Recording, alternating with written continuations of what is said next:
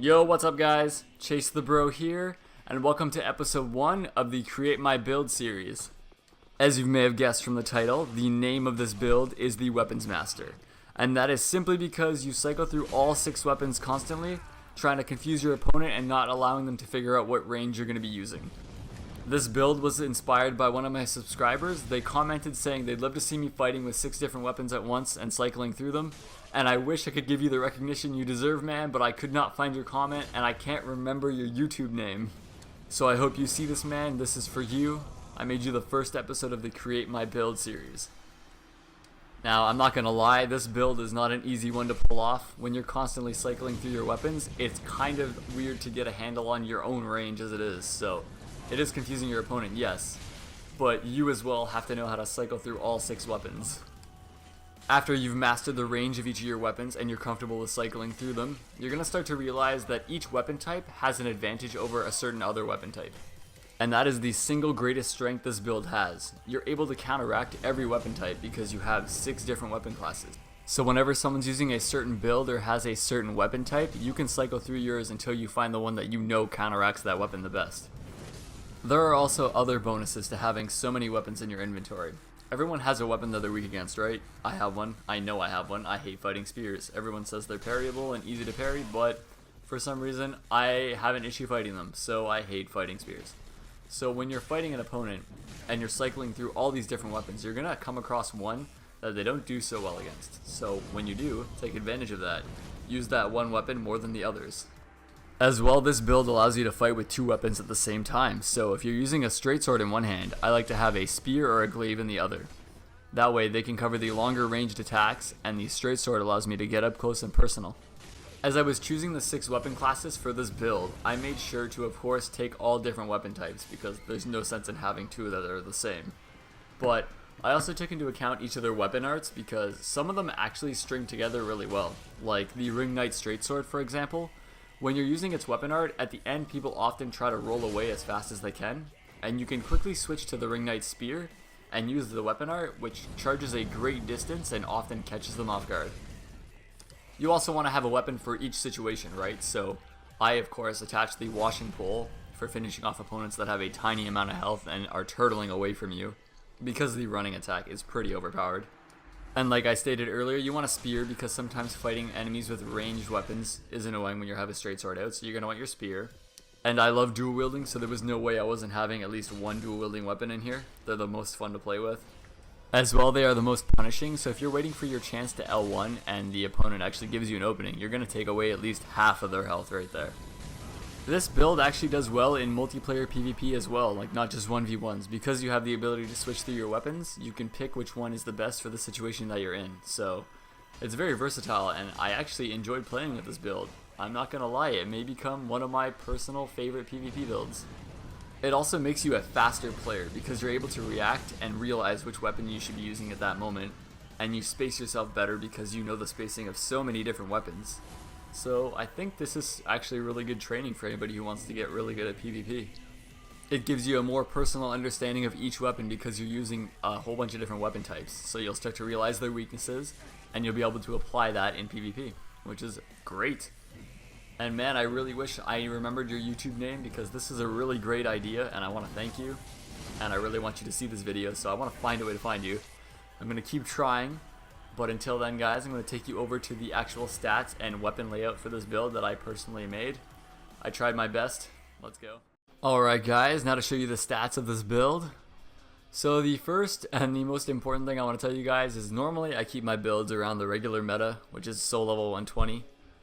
But for this build, I needed to bring it to 130 simply because I needed so much vitality in order to hold all of these weapons. Which wasn't a huge deal, but just know that if you're going to use the weapons that I was using or attempting to make this build at all, you're going to need a lot of vitality. After I poured my points into vitality, I realized that all 6 of the weapons I was using scaled better with strength and dexterity, so I made sure that I hit the soft cap with strength.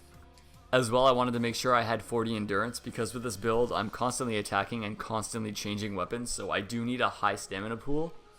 I have 10 attunement because I use the weapon arts a lot and that consumes mana and I didn't want to run out of it, so I just kept it at 10.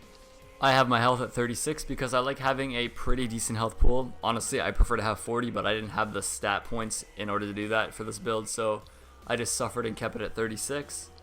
And with the remainder of my points, I poured them into dexterity, which is why I have 25. It did up the damage of all my weapons pretty decently, and I would like to have had a 40-40 build for this, ideally, but I couldn't because of the vitality. But it worked out okay. Moving on to my weapons, in the first right-handed weapon slot, I have the Ring Knight Straight Sword, which is a straight sword that scales better with strength and dexterity, which is ideal for my stat layout, as I mentioned earlier. As well, its weapon art changes its range from short range to a pretty long range weapon, so I thought this straight sword was the best fit for this build. So moving on to my second right hand weapon, I have the Gale's Greatsword, which in my opinion is the best greatsword simply because it has a true combo, and again it scales better with strength and dexterity, so it was a perfect fit for the build, and its true combo can't be passed up. As for my final right hand weapon slot, I have the Wing Knight Twin Axes, which as you guys know, I love my dual wielding weapons. And these can be extremely punishing if you space your opponent out well. Just landing 2 of the L1s will do 600 to 700 damage, even with this build, and it's not even a quality build. I'd also like to mention that heavy infusion on these weapons would have been better, but I forgot to do them and I already finished the video by this time. As for the first slot of my left hand weapon, I like to keep my longer range weapons in my left hand, because using the L2 of your secondary weapon only allows you to do the R1 moveset, so all the weapons on this side I chose to put on the left simply because I prefer their R1 moveset. I chose the Ring Knight Spear because it has a higher strength scaling than dexterity scaling, and its weapon art covers a lot of ground, so it's great for when I'm chasing down enemies that are running away or just trying to finish them off right at the end. As for the second weapon in my left hand weapon slot, I have the Split Leaf Greatsword, which I apparently didn't upgrade to plus 10, but no big deal, it worked out fine in the end.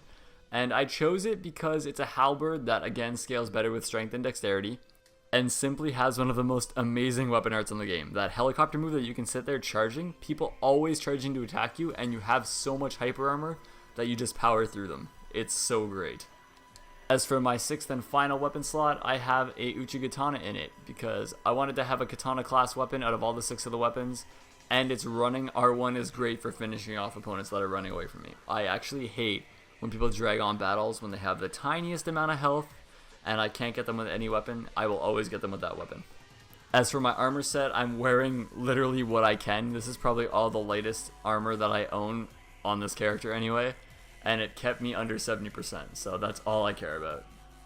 As for the rings that I'm wearing the life ring plus 3 because I like having a high health pool. It's your life, it's what keeps you alive, so you need a lot of it in my opinion. Other than the life ring, the Havel's ring plus 3 is literally the most important ring for this build. You cannot wear all these weapons without it. The Ring of Favor is a staple ring. I have it on all my builds, but for this build, it literally was for the equip load that it gives me because I needed so much equip load. And the final ring is the Chloranthy ring because I'm constantly attacking and constantly using up stamina, and this rebuilds it faster, which allows me to play more aggressively with all of my weapons. So this is the first episode of the Create My Build series, and honestly, it went pretty well. I love this build. So whoever you are that you suggested this, I really want to figure out who it was. I know you didn't give me any stats for the build, you just told me the idea for the build. So I had to make it on my own, and I hope I did you justice. I hope this is what you were looking for when you suggested it. For those of you just tuning in now, I'm starting a series called Create My Build, where you guys just send me whatever builds you'd want me to make a video of over YouTube messages. It doesn't have to be in-depth. You can have the stats if you like, or you can just have the idea of the build. Either way works. I'll make it work. But if you guys like this video, like the video, it really helps my channel out. I hope you enjoyed this episode because it was my startup episode, so I hope it goes well. And as always guys, thank you for watching, and chase the bro out.